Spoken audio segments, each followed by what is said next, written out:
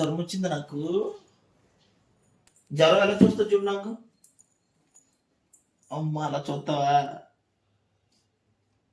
నాకు చూడు. అబ్బో జ్వరం వచ్చిందా?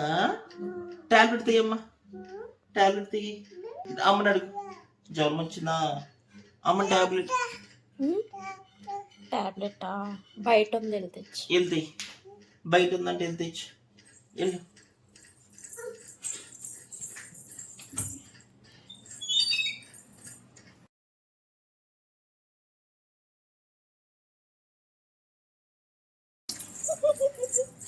అందులో ఉన్నాయి టాబ్లెట్. టాబ్లెట్ జ్వరానికి వేసుకున్నా.